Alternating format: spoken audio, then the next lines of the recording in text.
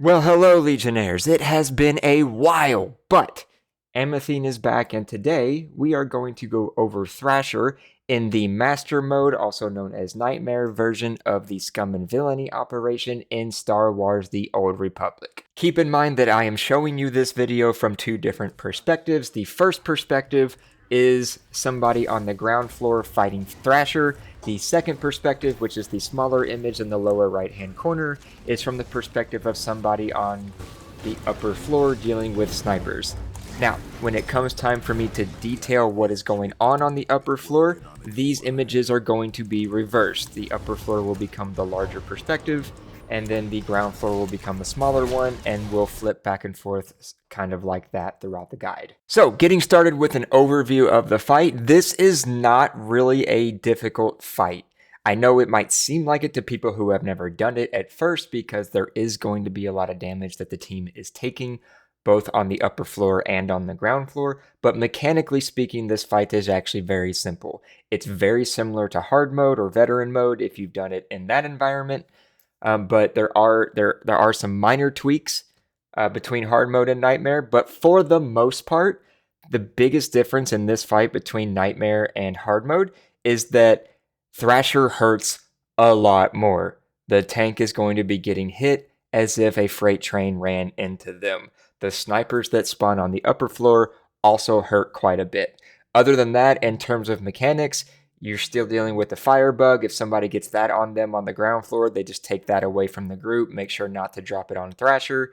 On the upper floor, the snipers still need to die. There's also a demolitionist that's targeting people that needs to die on the upper floor.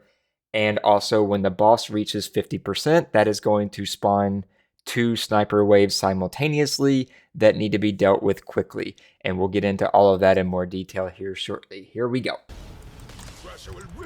Okay, real quick, you can see on the upper left side of the screen in this frozen image here that there is a missile that looks like it's heading toward Thrasher. It's not actually heading toward Thrasher. There's somebody standing on the other side of it that missile is going to.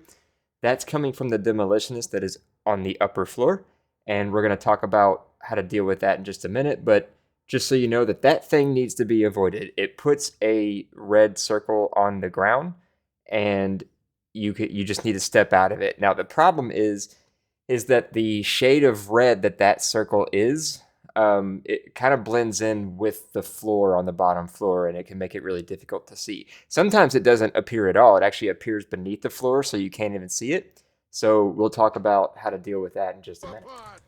Okay, I'm not actually going to pause it here because this is going to be a very quick thought, but there is a voice line that indicates when the team that's going to go up top needs to stand in front of Thrasher in order to get tossed up top. That voice line is, "You like this trick, been working on it a while." That indicates that a sniper wave is spawning, and so now it's time for Team 2 to go up top and get tossed up by Thrasher. Okay, we have our second fire bug. The first one typically goes out right as the upstairs team is getting tossed up by Thrasher. That's not usually a threat to them unless that fire bug spawns right behind them, in which case you have two options. The person that gets the fire bug, if they're on the upstairs team, just gets out of the group and then gets pulled up by a sork if you have one, or the team can run across from the rightmost skeleton where they stand to get tossed up to the leftmost skeleton on the opposite side to get tossed up over there to avoid that fire bug. Either one works. So in the right portion of the screen here, you can see somebody getting highlighted by a big glowy circle. That indicates they got targeted by the fire bug. The game also tells you in system messages. You can see it in big red letters in the middle of your screen if you have that turned on, or in your chat box as well if you have that turned on. All that person has to do is get it away from everybody else. We tend to make sure they don't drop it in the front portion of the room where Thrasher currently is. We like them to take it to the back half of the room for whenever we're dealing with the double sniper wave, and I'll explain more as to why that is here in just a minute. And as promised, we are now looking at the upstairs team. So this is what the upstairs team is dealing with the entire time once they get tossed up here from the beginning of the fight. There's going to be 3 snipers in each sniper wave, and there's going to be 1 demolitionist in each sniper wave. The 3 snipers just do damage. They're also entrenched when they spawn, but dealing damage to them will get rid of their entrench so that people can leap to them and things of that nature. But they just do damage, and ideally the tank gets aggro on them so that they're the one absorbing that damage. Please pop DCDs because they do hurt. Help your healer that's up there with you out. But they just need to die as fast as you can possibly make them. So having a DPS up there that does pretty strong cleave damage is really helpful so that they all die around the same time to help your tanks out. But as long as they die quickly, it doesn't really matter how you do it, as long as it gets done. There is also a demolitionist that we always assign a DPS to deal with. And this is what I was talking about earlier when I was talking about how we deal with that circle not spawning on the ground, or at least people not being able to see it to avoid that missile. The demolitionist is targeting someone at random with its missile. And that missile really hurts, whether it hits a tank, a healer, a DPS. If it hits someone who's not a tank, that person is going to be, at best, surviving with a sliver of health left. Otherwise, they might just get one shot. If it hits a tank, it's still going to do a significant chunk of damage, so you just want to avoid it altogether. So we stick a DPS on it so that DPS can, 1, burst it down and kill it as quick as possible, but 2, call out who it's targeting so that the person that it's targeting can keep moving their feet to avoid getting hit by the missile, or at least minimize the chances that they will if they don't see the circle on the ground. So that's all that the upstairs team is dealing with. The snipers and the demolitionists, they can spawn in one of 4 quadrants. They spawn every 45 seconds.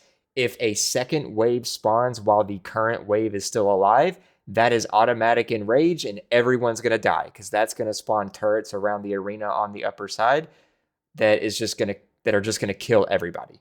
Like, it's over. So the snipers have to die fast. You have 45 seconds from the time they spawn, and the first set spawns like 10 seconds before the upstairs team actually gets tossed up. So you have to be quick on killing that first set especially. So here's the thing. I realized after I made this entire guide that I totally forgot to mention why we deal with the firebug the way that we do. I got through this whole thing, and then when I was watching it back, I noticed that I didn't actually explain that. So I'm just kind of splicing this audio in the middle here, and I'm not going to freeze the frame because I'm sure you all are tired of that by now. But full disclosure, it's going to happen again after this. So the reason that we take the firebug out of the group and we don't like to drop it in the forward half of the arena where Thrasher is when the firebug explodes, it leaves fire on the ground that never goes away. It's there for the rest of the fight. So we want to take it out of the group so we're not hurting everybody with it, but also we take it to the southern half of the arena so that when the double sniper wave occurs and that team gets, the bottom team gets tossed up there, they don't risk having to stand in fire before they get knocked up trying to put their back to the appropriate wall. So what gives? You just saw the downstairs team get tossed upstairs, right?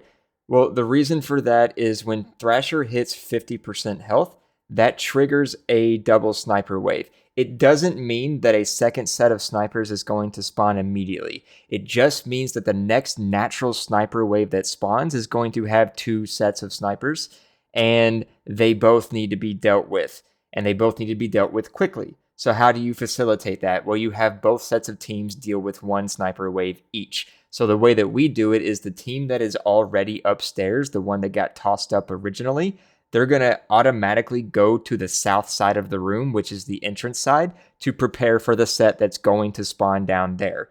The team that is on Thrasher is going to get tossed up to the north side, which is where the other set of snipers is going to spawn, and they're going to deal with that set. There are a couple of ways that you can have the downstairs team deal with that sniper set. For example, you can have them get tossed up there, just the 2 DPS and the healer. You can have just those get tossed up there so that the DPS are being healed by the healer while they pop DCDs and deal with the snipers themselves.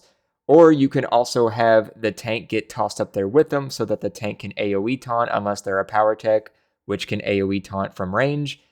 So that the tank has the aggro on the snipers, and then that tank just immediately hops back down on Thrasher because they need to be within melee range of Thrasher for Thrasher to not scream and do raid-wide damage. So anyway, you have that tank do an AoE taunt to get the snipers aggro, and they pop a DCD to absorb that while the DPS deal with the snipers and get healed. But either way, as long as the snipers die quickly, that's the end goal here. And it just needs to happen fast. And then that downstairs team that got tossed up, they go back down and deal with Thrasher. It's also very easy for the downstairs team to get tossed up top because it's no longer a conal toss. It is now an area of effect, an AoE toss. So they can be standing on Thrasher's butt and still get knocked back. They just need to make sure that they have their backs facing the quadrant that they want to get tossed up to where those snipers are. Do not have your back directly against the wall. You won't make it to the top. Put some space between you and the wall to get tossed up there. So other than that, once the double sniper wave is over, you've seen pretty much the entire fight. The downstairs team just goes back down and deals with Thrasher for the rest of the fight, just like they were originally doing. And the team that was upstairs just stays upstairs to continue dealing with follow-up sniper waves that are going to keep happening for the rest of the fight. There's only one double sniper wave, and that's it. After that, it just goes back to normal until Thrasher is dead. And that's it. That's the whole fight.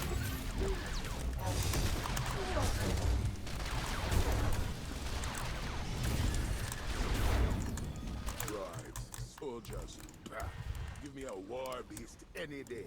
Isn't that right, Thrasher? Train them right and they'll do anything for you. Even kill.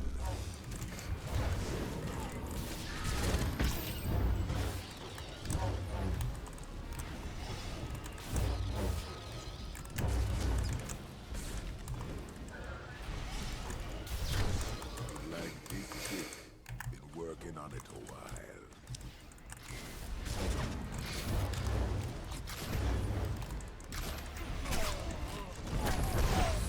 Lives on flesh.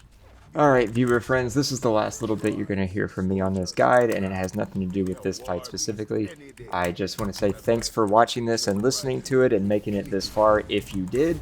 I really appreciate it. Please like and subscribe to the channel because it really does help me out. It helps us out, and we can hopefully get this content to more people. I'm going to have more games coming soon. I'm going to have more guides coming soon, hopefully. The next fight in here that I'm going to do a guide on is the city boss. But I'm going to have to get a lot of footage for that because there's 4 different teams before you get to the actual boss fight in that one.